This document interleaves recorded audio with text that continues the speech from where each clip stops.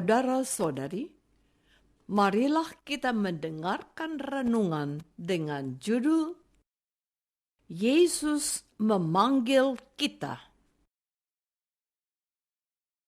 yang berdasarkan pada Injil Markus bab 1 ayat 15, 17 sampai 18. Yesus berkata, "Waktunya telah genap. Kerajaan Allah sudah dekat. Bertobatlah dan percayalah kepada Injil." Yesus juga berkata kepada Simon dan Andreas, "Mari, ikutlah aku dan kamu akan kujadikan penjala manusia." Lalu mereka pun segera meninggalkan jalannya dan mengikuti Dia. Dalam nama Bapa dan Putra dan Roh Kudus. Amin. Saudara-saudari terkasih dalam nama Tuhan Yesus Kristus. Sesudah Yohanes ditangkap, datanglah Yesus ke Galilea untuk memberitakan Injil Allah. Yesus berkata, "Waktunya telah genap. Kerajaan Allah sudah dekat. Bertobatlah dan percayalah kepada Injil." Ketika Yesus sedang berjalan menyusur Danau Galilea, Ia melihat Simon dan Andreas, saudara Simon. Mereka sedang menebarkan jala di danau, sebab mereka penjala ikan. Yesus berkata kepada mereka, "Mari, ikutlah aku, dan kamu akan kujadikan penjala manusia." Lalu mereka pun segera meninggalkan jalannya dan mengikuti Dia.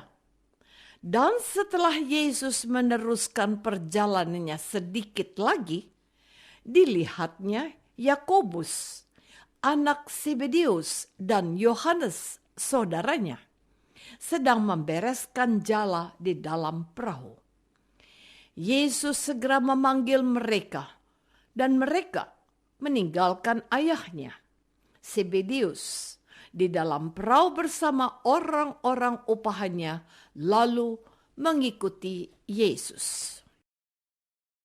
Saudara-saudari terkasih, mari kita bayangkan, kita hidup dalam situasi firman tersebut.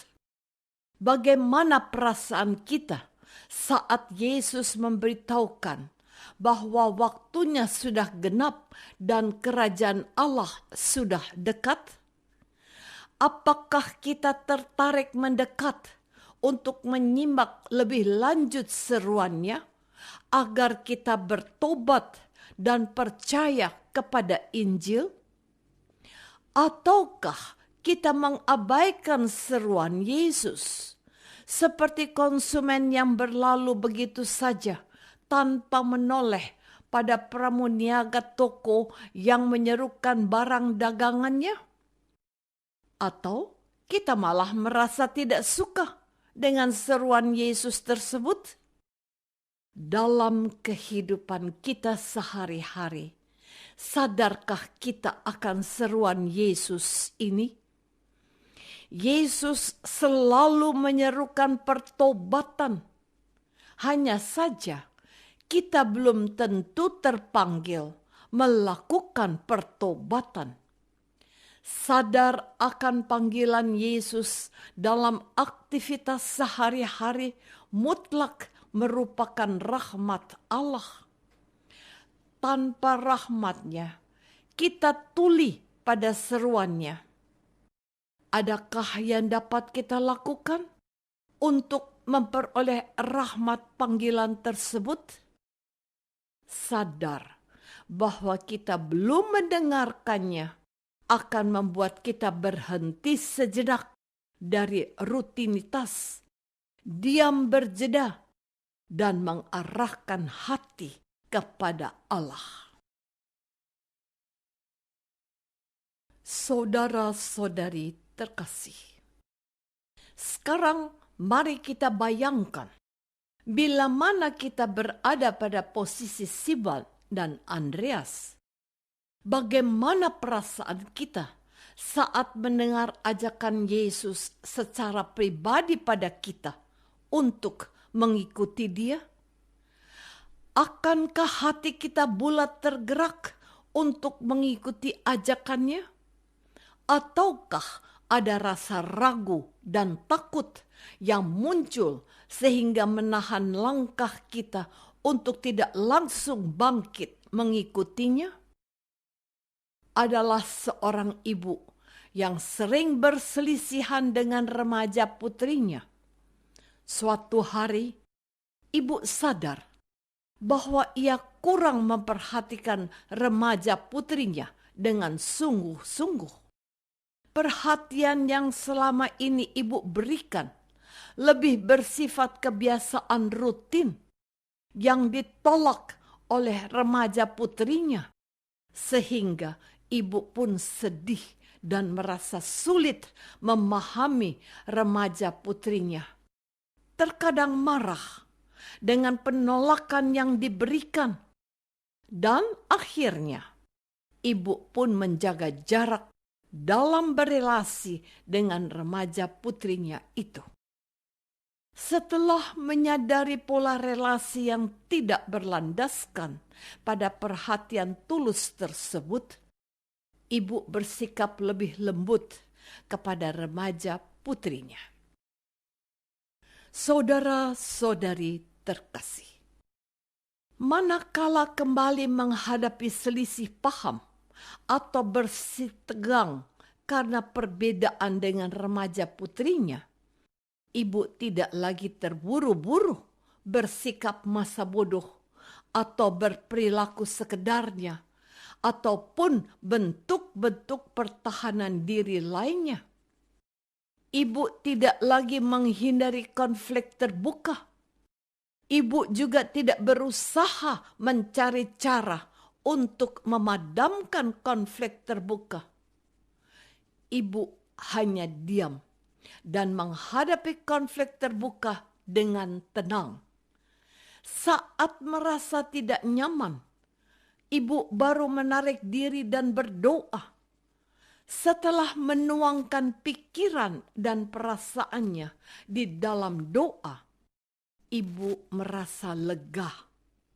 Selama beberapa waktu, ibu terdiam dengan tenang. Lalu, pemahaman datang. Ibu tersadar bahwa ia masih belum tulus memperhatikan remaja putrinya. Ia masih melekat pada tujuannya yang dianggap baik dan tidak bisa menerima perbedaan keinginan dari remaja putrinya. Ibu melepaskan kemauannya. Dan ajaib, ibu langsung merasa ringan dan sangat bebas. Ia merasa siap untuk menyimak remaja putrinya dan siap melayani pemenuhan kebutuhan menurut cara yang dikehendaki oleh remaja putrinya. Ibu menghormati perbedaan dan tidak lagi memaksakan kebenaran pandangannya. Maukah saya melepaskan keinginan sendiri dan hidup dalam kerajaan Allah? Marilah kita berdoa.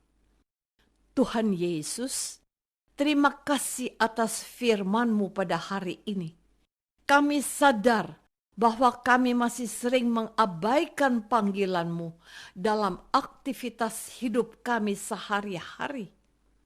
Sebaliknya, kami masih terburu-buru memenuhi keinginan, pandangan, dan keyakinan kami sendiri. Terima kasih. Rahmat kesadaran dari-Mu ini membantu kami untuk berhenti dan diam sejenak. Terima kasih kami boleh mendengarkanmu. Amin.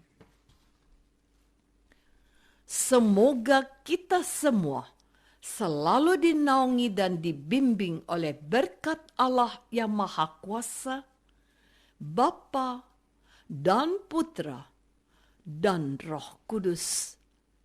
Amin.